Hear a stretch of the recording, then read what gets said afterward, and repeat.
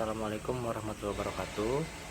Dalam kesempatan kali ini saya akan membahas materi apa jadinya jika Indonesia berada dalam satu zona waktu.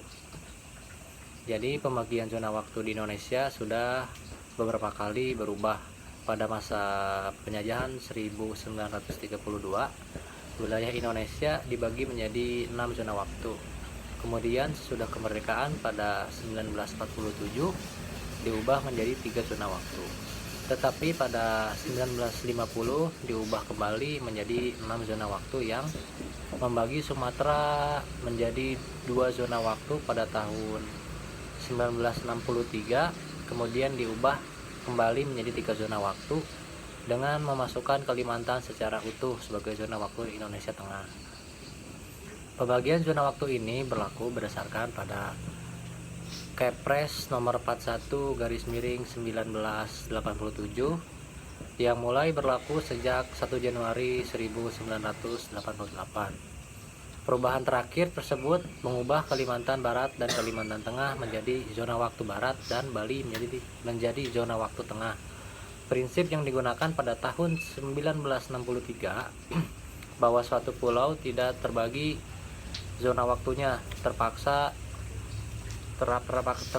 terabaikan dengan pembagian zona waktu Kalimantan menjadi 2 zona waktu. Zona waktu idealnya setiap 15 derajat berbeda 1 jam, tetapi karena pertimbangan tiap negara berbeda, maka zona waktu dunia bergeser mengikuti batas wilayah negara atau batas wilayah bagian negara. Pemilihan zona waktu harus dipertimbangkan dengan baik karena berdampak pada berbagai aspek kehidupan masyarakat. Dampaknya antara lain dampak sosial, politik. Zona waktu disatukan atau disederhanakan agar koordinasi nasional lebih mudah. Misalnya seperti Republik Rakyat Cina menjadi 4 zona waktu disatukan, India dan Malaysia menjadi 1,5 zona waktu disatukan, Rusia menyederhanakan 11 menjadi 9 zona waktu. Adapun dampak ekonomi terkait penghematan energi dan efisiensi jam kerja. Begitupun dengan Amerika Serikat, 4 zona waktu dipertahankan agar daylight saving time lebih efektif. Dan yang ketiga, dampak psikologis dan biologis masyarakat. Aktivitas kerja mulai sesudah matahari terbit, lunchtime atau dalam kurung sholat duha bagi muslim, dan sekitar setengah hari matahari. Adapun pertimbangan kemungkinan perubahan zona waktu Indonesia tidak memerlukan daylight saving time karena tidak ada variasi signifikan matahari terbit dan terbenam.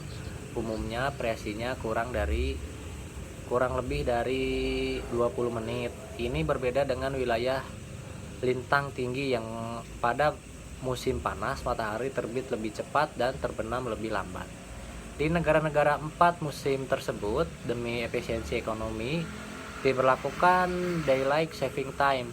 Anggapan bahwa jam kerja di negara-negara tetangga lebih awal dari Indonesia juga kurang tepat. Sebenarnya tidak ada perbedaan signifikan jam kerja rata-rata di Indonesia dengan di negara-negara kawasan ASEAN dan Asia Timur.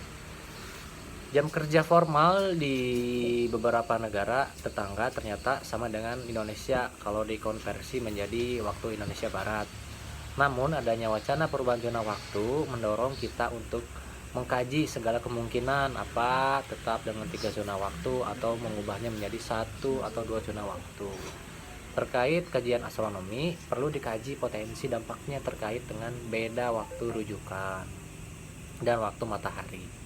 Salah satu aspek penting yang harus diperhatikan adalah potensi inefisiensi karena adanya waktu jeda tambahan. Asumsi dasarnya, waktu istirahat siang disediakan untuk memberi kesempatan makan siang dan melaksanakan kegiatan ibadah rutin bagi kerja di sektor yang terikat jadwal. Bila diterapkan jam kerja yang seragam, maka dalam waktu jam 8 sampai dengan 4.30 dengan istirahat pukul 12 sampai dengan pukul 1 waktu rujukan. Zona waktu harus mempertimbangkan beberapa faktor berikut: jam kerja, mestinya sesudah matahari terbit, waktu makan siang dan sholat duha di sekitar tengah hari, waktu matahari. Waktu makan siang pun dan sholat duha yang jauh sebelumnya sekitar 40 menit atau lebih awal, atau sesuai waktu istirahat memaksa ada waktu jeda tambahan. Potensi efisiensi waktu, komunikasi dinas dan bisnis akan tertunda jika ada jeda zona waktu di luar waktu istirahat. Adapun perbandingan 3 dan 1 zona waktu. Dalam satu zona waktu memiliki poin plus dan minus. Adapun poin plusnya yang tentunya saat ini telah berjalan, dan poin minusnya yaitu Pulau Kalimantan terbagi menjadi 2 zona waktu, dan zona waktu terlalu beragam. Jika Indonesia menjadi satu zona waktu, maka memiliki poin baiknya adalah tidak ada keragaman zona waktu, mencerminkan persatuan bangsa. Namun sisi negatifnya adalah potensi efisiensi di wilayah barat Indonesia yang padat penduduk seperti Jawa bagian barat dan Sumatera, sekitar 40% penduduk Indonesia, karena adanya tambahan waktu istirahat untuk sholat dan duha. Jadi dengan adanya 3 zona waktu saat ini perlu ditinjau ulang untuk penyederhanakan agar koordinasi nasional menjadi lebih sederhana terkait jam kerja dinas atau bisnis, sekaligus agar Pulau Kalimantan tidak terbelah menjadi 2 zona waktu.